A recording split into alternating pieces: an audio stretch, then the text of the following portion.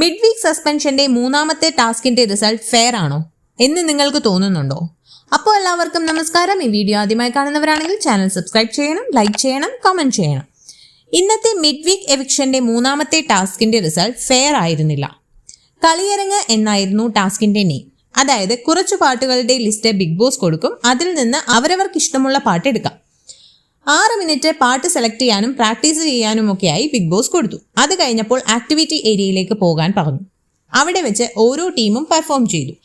അവസാനം result judges, അതായത് mid week എവിക്ഷനിൽ വന്നവരോട് തീരുമാനിക്കാൻ പറഞ്ഞു. ആദ്യം അവർ അനൗൺസ് ചെയ്ത റിസൾട്ടേ ഫെയർ ആയിട്ട് തോന്നിയില്ല.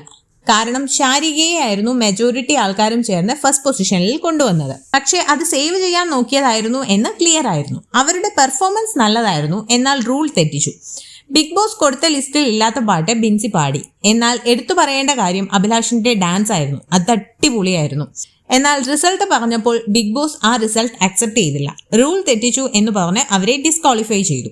അത് കഴിഞ്ഞ് ബാക്കിയുള്ളവരെല്ലാവരും കൂടെ ചേർന്ന് ഫസ്റ്റ് പൊസിഷൻ സരികയ്ക്കും, സെക്കൻഡ് രേണുവിനും, തേർഡ് ഒനീലിനും, ഫോർത്ത് രെനയ്ക്കും, ഫിഫ്ത്ത് അനീഷിനും കൊടുത്തു. ഇതിൽ തേർഡ് പൊസിഷൻ ഫെയർ ആയിട്ട് തോന്നുന്നില്ല. എന്താ നിങ്ങളുടെ അഭിപ്രായം? കമന്റ് ചെയ്യുക.